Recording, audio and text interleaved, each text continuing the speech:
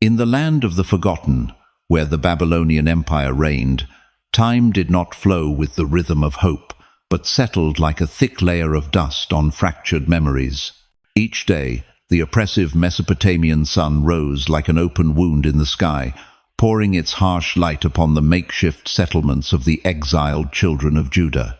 The air was thick, carrying the scent of dry clay, of despair, and of the terrifying silence of a God who seemed to have turned his face away. Amidst this silence lived a man named Ezekiel. He was a priest, but now there was no temple to serve. His altar was the murky bank of the Kebar River, and his prayers were like stones cast into the stagnant water, sinking without an echo. He came here every day, not to seek a miracle, but to confront the emptiness, a vast, yawning void where the presence of the Lord had once been.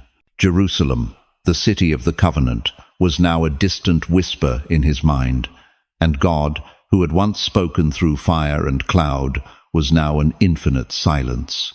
That silence was more terrifying than any wrath. It was the cold indifference of a cosmos that had forgotten their name. And then, on a day no different from the last, it came. The silence was not broken. It was shattered. Not by a clap of thunder or a divine decree, but by a faint, high-pitched whine like the friction of cosmic metal. The sky to the north, usually a featureless canvas of pale blue, began to ripple as if the fabric of reality itself were being disturbed. A fissure appeared. From this fissure erupted a celestial whirlwind, a vortex not of wind and sand, but of incandescent metal gears, of divine and chaotic mechanics churning in a glorious dance.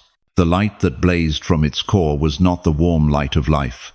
It was the cold, white light of a collapsing star, a splendor so blinding that it did not illuminate but incinerated, forcing all mortal eyes to shut in terror. Ezekiel stood frozen, his feet rooted to the earth. He could not move, could not breathe. This was no dream. Dreams did not carry such weight, the crushing gravity of a collapsing reality pressing down upon his world. From the heart of the storm, 4 living beings emerged. They were not the soft-winged angels of bedtime stories. They were living machines, entities that blended celestial biology with divine engineering, at once majestic and fearsome. Each creature possessed 4 faces, that of a man, a lion, an ox, and an eagle, gazing toward the 4 corners of creation simultaneously.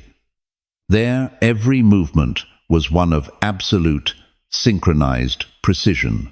Beside them, colossal wheels turned, not on a single axle, but as a wheel within a wheel, able to move in any direction without turning.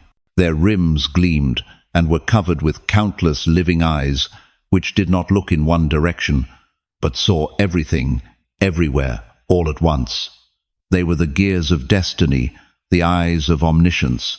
Ezekiel could only stare, his mind scrambling to hold on to the last vestiges of reason before a sight that was illogical, yet terrifyingly real. Above the creatures, an expanse like a crystal firmament stretched out, vibrating with unseen energy, and upon it, a throne. It was not fashioned from gold or jewels. It was forged from sapphire fire itself, a deep, burning blue. Upon the throne sat a figure, a form with the appearance of a man, but it was the contained fury of a solar storm. From the waist up, the brilliance of molten metal. From the waist down, a living ocean of fire. Around him was a halo of rainbow light, a covenant of promise within a maelstrom of flame. Ezekiel could no longer stand. He fell, his face pressed into the hot dust. He did not dare to look, but he still saw. He did not dare to listen, but a voice detonated within his mind. It did not enter his ears, nor was it sound. It was truth, inscribed directly onto his soul, a voice deep and resonant, carrying the weight of millennia and a sorrow too profound to measure. "Son of man," the voice echoed, "stand on your feet. I am sending you to a nation of rebels, a people who have made rebellion their heritage and a hard heart their shield. Do not fear them, speak my words." Ezekiel could only tremble. He had prayed for a sign, a word to break the long night of silence, but he had never imagined that when God finally broke his silence, he would shatter the very sky. The mission had been given, but the man who received it was irrevocably broken. A new era had begun on the banks of the Kebar, not with a gentle promise, but with a glorious searing wound upon a man's soul. The fiery vision receded, but its afterglow remained seared into the air, a scent of sharp ozone left behind by a celestial lightning strike. The sky returned to its familiar faded blue, the Kebar River resumed its sluggish flow, and the muted chatter of the exiles' camp trickled back into hearing. But for Ezekiel, the world was forever altered. Everything around him now seemed pale, mundane, a flawed copy of reality. The glory had withdrawn, but its weight remained, pinning him to the earth not by a physical force, but by an undeniable truth. He had not merely seen a vision, he had become part of it, and now he had to carry it within his chest like a second heart, burning and aching. As he struggled to his knees, feeling every muscle protest, he became aware of an unseen hand extending from the space before him. It was not the fiery hand from the throne, but a quiet, solemn one, and in its palm lay a scroll. It was an old parchment, inscribed densely on both the inside and the outside with an ink that looked like dried tears. Ezekiel could feel its contents without reading a single word. It was pain, catalogued and chronicled a litany of centuries of broken promises, a record of a nation's infidelity and God's own long-suffering grief. The voice spoke again in his mind, no longer a thunderclap, but a calm, resolute command. Eat what you find. Eat this scroll, and then go. Speak to the house of Israel. Ezekiel looked at the scroll. This was not food for the body. This was poison for the soul, or perhaps its only cure. He hesitated for only a moment. Obedience was no longer a choice. It was the only instinct left after his own will had been pulverized by the weight of glory. With trembling hands, he took the scroll and slowly brought it to his mouth. As the parchment touched his tongue, a surprising sweetness flooded his senses. It was sweeter than the richest honey from the wildflowers of Carmel. It was the sweetness of the Word of God, of unadulterated truth, of divine order and sacred purpose. For a moment, Ezekiel felt a pure joy, the joy of perfect communion with his Creator. He chewed slowly, savoring the sweetness of a mission given directly from the throne of the universe. But then, as he swallowed, a transformation occurred. The sweetness vanished, replaced by an acrid bitterness that rose from his throat. It was the bitter brine of tears, the sharp tang of betrayal, and the harsh sting of suppressed wrath, accumulated over generations. Images flooded his mind, not his own memories, but the collective memory of a nation. He saw King Solomon in his old age, bowing to the idols of his foreign wives. He felt the agony of children sacrificed in the fires of Molech. He heard the shattering of the covenant tablets, trampled under the feet of his own people. He was metabolizing the legacy of his nation. Every letter was a failure, every line a lament. He was no longer an observer. He had become a living tomb, a repository for the sorrow of all who had come before him. The scroll was no longer an external object. It had fused with his very being. The word of God now flowed in his blood, both life and judgment. He staggered to his feet. The sweetness lingered on his lips, but the bitterness had seeped into the marrow of his bones. He understood then that his mission was not to be celebrated or welcomed. His mission was to carry this very bitterness to a people who had forgotten the taste of truth, to make them taste the sorrow they had caused, in the faint hope that its harshness might awaken them from the slumber of their rebellion. Ezekiel returned to the exiles' camp, a changed man. His eyes held a distant, haunted look, as if he were gazing through the flimsy tents to see the crumbling walls of a city hundreds of miles away. He spoke no word to his wife, nor did he answer the worried questions of his neighbors. Words had failed his people for generations. The warnings of past prophets had become meaningless noise, carried away by the desert wind. Now, God demanded a different language, a more primal and visceral language, the language of action. And Ezekiel himself was to be the stage. He walked to the dusty courtyard in front of his dwelling, a common space where others would gather to talk, and in silence he picked up a large, sun-dried clay brick, the most common and mundane of building materials. Under the curious gaze of his community, he set the brick on the ground and pulled out a small, sharp stylus. That inanimate brick in his hands was about to become Jerusalem. His stylus was about to become the army of Babylon. A crowd began to form, keeping a cautious distance. They whispered and pointed. "What is wrong with him?" one woman asked. "The heat has finally broken his mind," another man answered with an air of certainty. But Ezekiel did not hear them. He was utterly absorbed in his task. Every line he etched into the clay was carved with intense concentration. This was the Tower of David. That was the Jaffa Gate. Each scratch in the clay was a silent prayer, an unseen tear for the city he loved. He was not merely drawing. He was performing a funeral rite for a living entity. Once the outline of the city was complete, he began to build. He used dry twigs to fashion siege towers, wet clay to build siege ramps, and small pebbles to represent the great battering rams. The courtyard before his home was transformed into a horrifying diorama of war. His neighbors began to mock him openly. "Look, the priest is playing with war toys," they jeered. Children, in their innocence, were curious and wanted to watch, but they were pulled away by their parents, who feared his madness might be contagious. Yet among the crowd, a few of the elders, men who had seen real war, did not laugh. They saw in Ezekiel's obsession an echo of a truth they had tried to bury. They saw memories of past sieges and felt a cold dread begin to creep into their hearts. The silent drama continued daily. Ezekiel was not merely the set designer, he was the sole actor in his own tragedy. He would emit low grunts, mimicking the sound of battering rams striking stone walls. He would whisper, acting out the part of traitors within the city gates. He would pace around the brick with a heavy, weary gait, the lone watchman on the wall who knew that the fall was inevitable.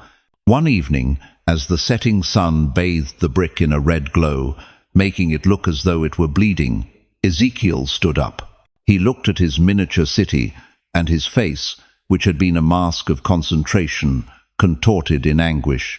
A single tear traced a path down his dusty cheek and fell onto the clay brick, dissolving into the red dust. That small gesture was more powerful than any sermon. It was the final confirmation. His stage had no applauding audience, only confused stares and hardened hearts. But the message had been delivered, not through sound, but through the silent spectacle of an inescapable truth, constructed from clay, tears, and absolute obedience. The play was over, but the real tragedy was just beginning. When the drama of Jerusalem's siege played out on its clay stage came to an end, Ezekiel's neighbors breathed a sigh of relief, assuming his strange fit had finally passed. They were wrong. If the silent play was a warning, his next act was a living sentence. One morning, as the first rays of sunlight cut through the hazy air of the camp, the people did not see Ezekiel walking about. They found him lying on the ground, beside his model of the ruined city. He was lying on his left side, his body rigid, his eyes wide open, staring at nothing. He was as still as a corpse, yet his eyes burned with a fierce, terrifying life. The voice of God had issued a new command, one that required not action, but absolute passivity. "You shall bear the iniquity of the house of Israel. For the number of the days that you lie on your side, you shall bear their iniquity for the number of their years." And so, Ezekiel's body became a living hourglass, a monument of flesh and bone, counting down the long years of rebellion. He did not sleep in his bed. He did not sit with his wife for meals. He simply lay there, on the hard, cold earth. The first day passed in a cloud of public curiosity. the second in a flurry of whispers. By the end of the first week, he had become a local spectacle. But time is a powerful sedative. Slowly, his motionless presence became part of the landscape. Children played around him as if he were a peculiar rock. Women on their way to the well stepped carefully over him. Men returning from the fields would glance at him, shake their heads, and move on, accustomed to the bizarre fixture. He was no longer a person in their eyes. He was a symbol, an uncomfortable reminder they had learned to ignore. 390 days. Each day for a year of sin, each hour for a generation that had turned its back on the covenant. Ezekiel felt the weight of history pressing on his ribs. The physical pain began its slow, relentless work. The sun seared his exposed skin during the day, and the cold desert dew chilled him at night. Bed sores formed where his body met the unforgiving ground. His muscles began to atrophy from disuse. But this physical torment was only the surface. The true agony came from the isolation and the silence. He could hear the laughter of his neighbors as they gathered for their evening meals, could smell the fragrant aroma of baking bread while his meager ration was brought to him each day. Life went on around him, cruelly and indifferently, ignoring the living stone that was bearing their guilt. He was not just lying there, he was petrifying, becoming a silent testament to the stony hardness of his own people's hearts. In this long, enforced stillness, Ezekiel's mind traveled where his body could not. He stopped thinking about his own pain. He began to feel the pain of another. He saw visions of centuries of patience, warnings sent, miracles performed, chances given, all rejected. He felt the weariness of an unrequited love, the frustration of a father with stubborn children. He began to comprehend the exhausted patience of the divine, a patience that had stretched for centuries and was now, finally, at its end. After 390 days, when his body was nearly one with the earth, the command came, "Turn." With a superhuman effort, he rolled onto his right side. Another 40 days, shorter but no less agonizing, for the iniquity of Judah. When those days were complete, Ezekiel was permitted to rise. He staggered to his feet, emaciated and gaunt, but his eyes shone with a terrible understanding. His body was broken, but his spirit had been forged in the furnace of divine empathy. He would not just preach about judgment, he had lived it. While Ezekiel turned his own body into a silent sermon of agony and consequence, another kind of sound began to rise among the exiled community. It was not the sound of repentance, but the soothing melody of denial. Wherever a harsh truth is spoken, a sweet lie will spring up like a weed in its shadow. Amidst Ezekiel's solemn silence, other voices rose, loud and confident. They were prophets, men who also claimed to speak for God, but their message was the polar opposite. They did not wear sackcloth or lie in the dust. They were well-dressed, well-fed, and their words were as smooth as honey. They did not speak of sin or impending judgment. They spoke of peace, of prosperity, and of a swift, imminent deliverance. The most prominent among them, a man named Hananiah, would gather crowds in the center of the camp. He would stand on an empty crate, arms outstretched, his voice filled with passion. "My brothers, do not let your minds be poisoned by the dark ramblings of that madman," he would declare, gesturing dismissively toward Ezekiel's still form. "The Lord is a God of love, not destruction. Would he ever abandon his holy city? Never. I tell you the truth. The yoke of Babylon is about to be broken. Within 2 years, we will all return to Jerusalem, laden with glory and riches." The crowds would roar their approval. They clapped, they cheered his name. His words were an opiate to souls desperate for hope. It soothed the pain of the present, dulled the fear of the future, and allowed them to continue living in the illusion that everything would be fine without them having to change a thing. They brought their best offerings, flour, oil, the few silver coins they possessed to these prophets of comfort. They wanted to believe the easy promises. To confront the truth that Ezekiel presented, that their own sins had led to this catastrophe, and that a worse judgment was yet to come, was simply too much to bear. A lie, when wrapped in the guise of hope, is always more palatable than the naked truth. Ezekiel, in his immobility, heard it all. He heard the joyful songs, the cheers of the crowd, and his heart ached. He saw his people building walls of hope out of empty words, while the false prophets applied a cheap mortar of false optimism, plastering over the deep, structural cracks of reality. God saw this too, and his wrath, communicated to Ezekiel's mind, was not a loud roar but a sharp, cold fury. They are like foxes among the ruins. The voice resonated within Ezekiel. They deceive my people, saying, "Peace," when there is no peace. It is as if they have plastered a flimsy wall with whitewash. But I will send a storm. I will send hailstones and a torrential wind. And the wall they have painted will fall, exposing its weakness and its falsehood. Then they will know who truly speaks for me. A sudden cold wind swept through the camp, kicking up dust from Ezekiel's model of Jerusalem, revealing deeper cracks in the clay brick beneath. He knew the storm was coming, a storm that would not only demolish the stone walls of Jerusalem, but would also obliterate the walls of deceit being erected in the very heart of the exile.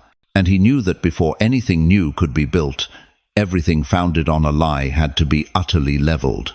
The prophet's body had become a living symbol of judgment, but his soul was about to become a witness to the pain of the judge himself. God did not just want Ezekiel to understand his justice, he wanted him to feel the wound of a betrayed love. One evening, as night fell and the sounds of the camp faded into silence, Ezekiel, in his state of exhaustion, drifted into another realm. He was not sleeping. He was being pulled into a current of memory, but not his own. It was a divine remembrance, a story told not with words, but with raw emotion, transmitted directly from the heart of God into the soul of the prophet. The first scene was a desolate field, under a grey, unforgiving sky. The wind howled over thorn bushes. In the middle of the field lay a tiny, discarded life, a newborn baby girl, still covered in the blood and dirt of her own birth, whimpering helplessly. No one showed her compassion, no one cared. The voice of God echoed in Ezekiel's mind, but this time it was not a command or a clap of thunder. It was a whisper, filled with a deep and ancient sorrow, like a father recounting a family tragedy. I found her, Son of Man, a creature thrown out to die in her own blood, rejected by the one who gave her life. She was meant for death, but I passed by, and I looked into her eyes, and I said to her, "Live." The images began to flash forward, like the pages of a sacred history turning rapidly. Ezekiel saw the infant being cleansed, wrapped in soft linen. He saw her grow into a beautiful young woman, her beauty not of this world, but a gift of pure grace. Then he witnessed a glorious wedding. She, Jerusalem, was adorned in the finest embroidered robes and jewels. She was not merely a city being built. She was the bride of the covenant, loved with an eternal and passionate love. She was the pride of God himself. But then the vision shifted. Ezekiel felt a subtle change, a hairline fracture in the perfect relationship. Jerusalem began to see her own reflection. She became infatuated with her own beauty. She fell in love with the image in the mirror more than the one who had given her life and all that she possessed. Her love for her Creator slowly curdled into pride, and from pride the seed of betrayal sprouted. The innocent beauty of the bride transformed into the calculating, flirtatious gaze of an adulteress. She began to flirt with the surrounding nations, peoples who worshipped idols of wood and stone. She took the very gifts her divine husband had given her, the gold, the silver, the fine perfumes, and offered them to foreign lovers. Abominable altars sprang up on the high hills, within sight of the temple itself. Ezekiel felt a pain rise in his chest, but it was a borrowed pain. It was the agony of God. She took the very beauty I gave her. and used it as the tool of her defilement, the voice continued, now trembling with a mixture of anger and heartbreak. She opened her arms to every passerby. She was worse than a common prostitute who is paid for her services. She paid others to defile her. And the pinnacle of her betrayal, she took our own children, the children of the covenant promise, and sacrificed them in the fire to silent idols. Ezekiel could bear it no longer. He felt it so clearly. This was not the anger of an offended king, but the shattered heart of a husband, betrayed in the most cruel and intimate way possible. He understood then that the coming judgment was not an act of cold retribution. It was the painful, inevitable consequence of a great love that had been trampled underfoot.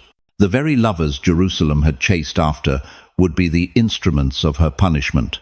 They would strip her bare, plunder her treasures, and leave her naked and disgraced before the nations. It was not the end of love. It was the terrible price of treating love as a game. To understand why the wound was so deep and why destruction was the only remaining option, Ezekiel had to see the source of the infection firsthand. Not long after the vision of the broken covenant, the Spirit of God came upon him again, but this time it did not press his body to the ground. It lifted his soul. The dusty landscape of Babylon dissolved. In a disorienting moment, he found himself floating above a dark landscape, carried at an impossible speed. Below him, Jerusalem appeared. From this height, the city still looked magnificent, its walls strong, and the watchfires on the Tower of David flickering. But Ezekiel could sense something else, a spiritual sickness radiating from its core like an invisible poison. The spirit did not take him to the city walls or the royal palace. It took him straight through them, like a ghost, directly into the heart of the decay, the temple of God himself. He landed in the outer court. This place, once filled with the songs of Levites and the prayers of devout pilgrims, was eerily quiet. But this was not a holy silence. It was heavy and profane. The Spirit led him to a wall where there was a small hole. Dig through the wall. A command came to his mind. Ezekiel obeyed, and he found a hidden door. As he stepped through, a wave of cold, musty air hit him. He was in a secret chamber within the temple complex. On the walls, instead of sacred texts, were carvings of all manner of reptiles and detestable beasts, the gods of Egypt and the surrounding pagan nations. And there, in the flickering light of their incense burners, he saw them. 70 of the elders of Israel, the respected leaders of the people, secretly worshipping these idols. A wave of nausea washed over Ezekiel. This was not mere worship. It was a conspiracy of darkness, a hidden rebellion festering in the very house of God. He could hear them whispering to one another, "The Lord does not see us. The Lord has forsaken the land." They had turned the perceived absence of glory into an excuse for ultimate depravity. The holy scent of consecrated incense that he cherished was replaced by the musty smell of idolatry and the sour stench of fear. But the journey was not over. He was led from the secret chamber to the north gate of the temple court. There, he saw a group of women weeping, their wails echoing in the courtyard. But they were not weeping for the sins of the nation or the judgment to come. They were performing a ritual mourning for Tammuz, a Babylonian fertility god who supposedly died and was resurrected each year. They were weeping for a dead god in the very place where the living God had chosen to dwell. They had traded eternal truth for a pathetic, cyclical myth. "You will see even greater abominations than these," the Spirit's voice whispered. Ezekiel was led into the inner court, a place where only priests were allowed. The Holy of Holies, the dwelling place of God himself, was just ahead, veiled by a thick curtain. But between him and the veil stood 25 men. They were the highest-ranking leaders, and they were standing with their backs to the presence of God. Their backs were turned to the veil, and their faces were turned to the east. As the first rays of the morning sun crested the Mount of Olives, they bowed down as one, worshipping the rising sun. That was it, the final act of contempt. turning their backs on the Creator to worship a creation. They had not just broken the covenant, they had spat in its face. In that moment, Ezekiel understood everything. Jerusalem was falling not because Babylon's army was strong, but because its own heart had long ceased to beat. The temple was no longer the house of God. It had become a beautiful mausoleum, an empty shell filled with death and betrayal.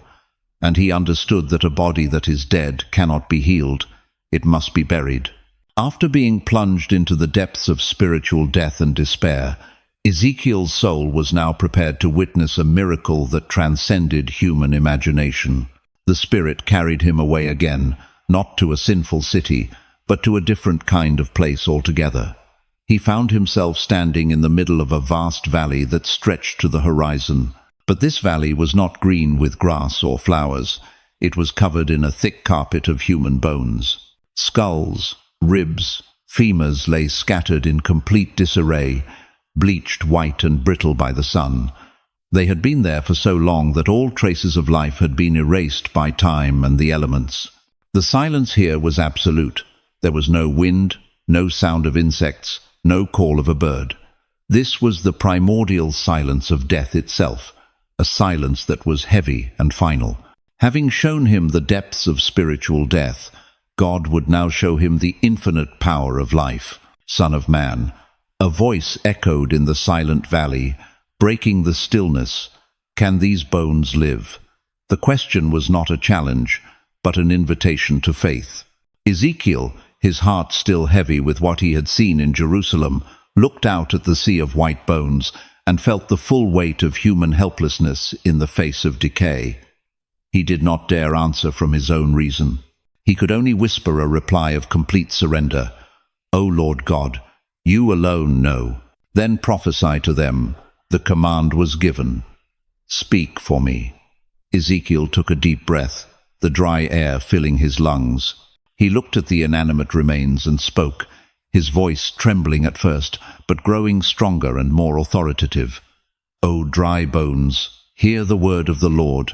Thus says the Lord God to you, Behold, I will cause breath to enter you, and you shall live." His words echoed across the valley, like a ripple spreading across a still pond. And then the symphony of resurrection began.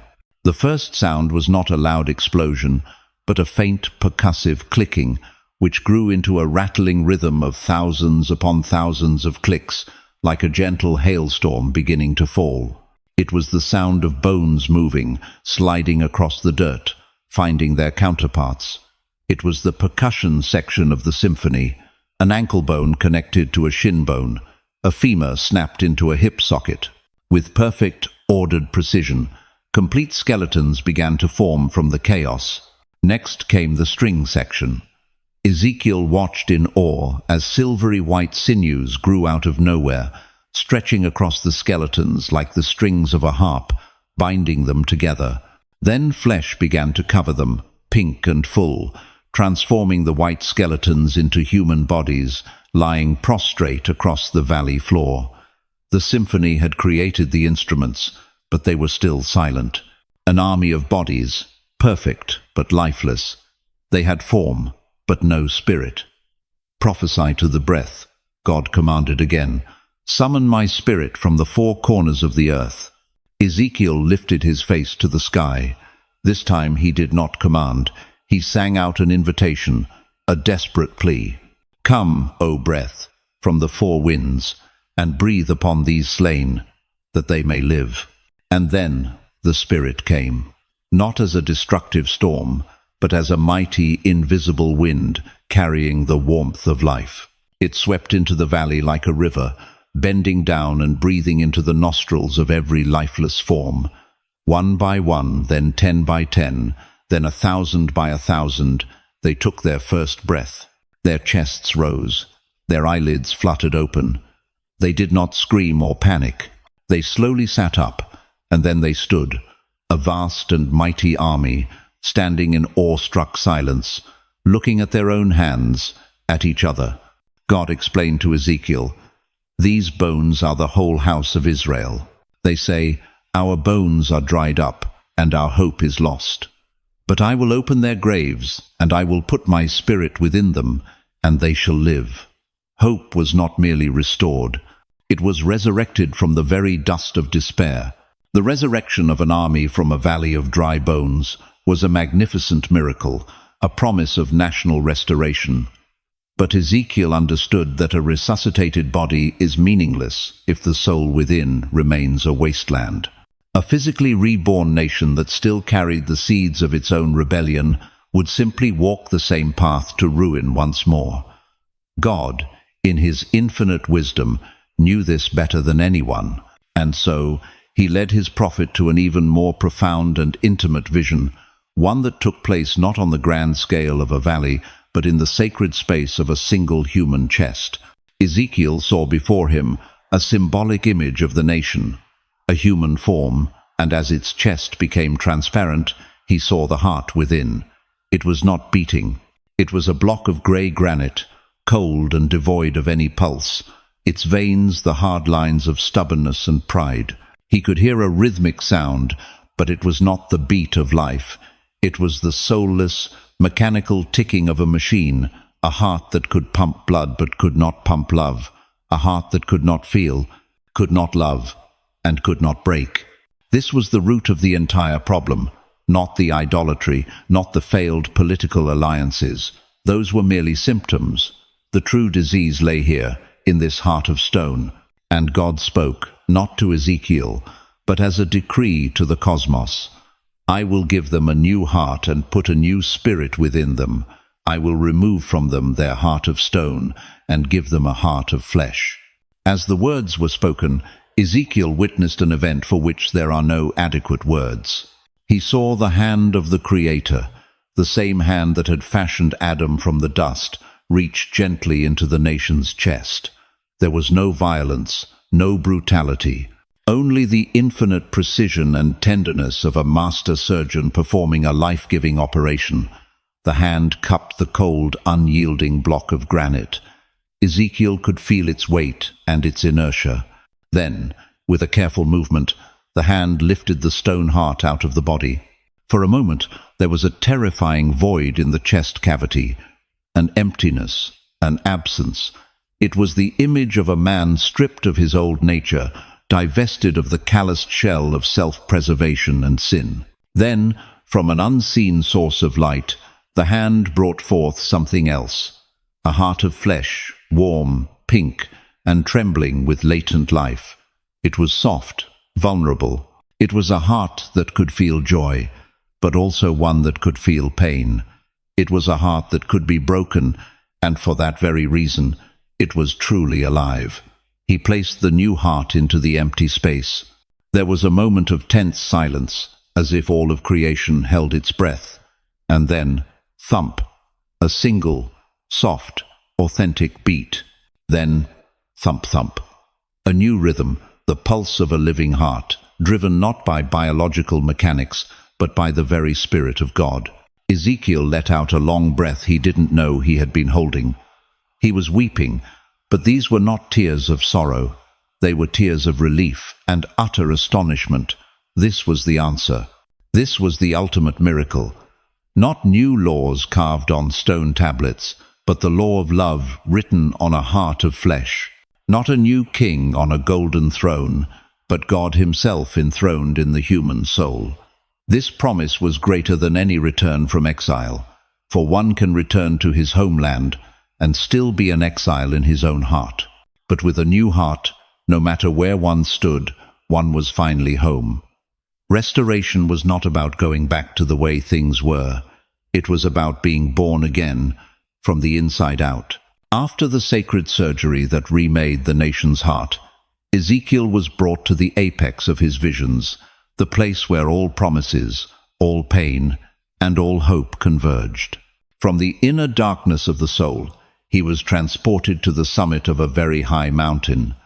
The mists cleared, and before him stood a vision of perfection, a new city, and at its center, a new temple, gleaming under the dawn of a new age.